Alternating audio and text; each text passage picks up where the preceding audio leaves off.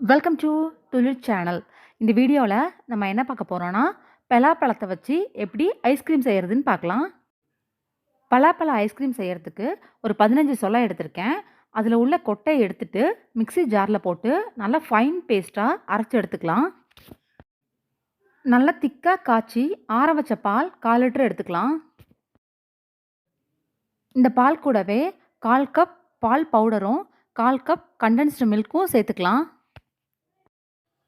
Condensed milk உங்ககிட்ட இல்லைன்னா 1/2 cup அளவுக்கு சர்க்கரை சேர்த்துக்கோங்க.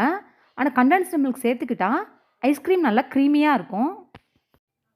பீட்ரு வச்சு எல்லாத்தையும் பீட் பண்ணி எடுத்துக்கலாம். பீட்ரு இல்லாதவங்க எல்லா பொருளையும் மிக்ஸி ஜாரில் சேர்த்துட்டு நல்லா அரைச்சி எடுத்துக்கலாம். இது கூடவே 1 டீஸ்பூன் வெனிலா எசன்ஸும் நம்ம அரைச்சி வச்ச அந்த பலாப்பழ பேஸ்ட்டையும் இதில் சேர்த்துக்கலாம். நம்ம சேர்த்த இந்த பலாப்பழம் இந்த பால் கூட நல்லா மிக்ஸ் ஆகி வரணும். அதனால் இன்னொரு தடவை நல்லா பீட் பண்ணி எடுத்துக்கலாம். இது அப்படியே ஒரு ஏர்டைட் கண்டெய்னர் பாக்ஸில் ஊற்றி ஃப்ரீசரில் வச்சிடலாம். 4 மணி நேரத்துக்கு அப்புறமா ஃப்ரீசர்லேருந்து எடுத்து ஒரு மிக்ஸி ஜாரில் சேர்த்து நல்லா பிளெண்ட் பண்ணி எடுத்துட்டு திருப்பி ஃப்ரீசரில் வச்சுட்டேன். அப்புறம் ஒரு 8 மணி நேரத்துக்கு அப்புறமா இப்போ எடுத்திருக்கேன். எப்படி இருக்குன்னு பார்க்கலாம். ஐஸ்கிரீம் ரெடி பண்ணிவிட்டு ஒரு தடவை ஃப்ரீசரில் வச்சு எடுத்தாலே போதும்.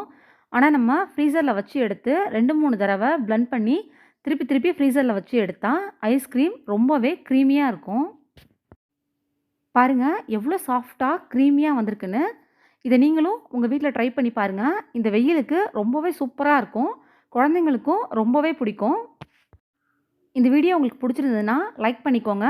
மறக்காமல் சப்ஸ்கிரைப் பண்ணுங்கள். பெல் பட்டனையும் அழுத்திக்கோங்க. தேங்க்யூ.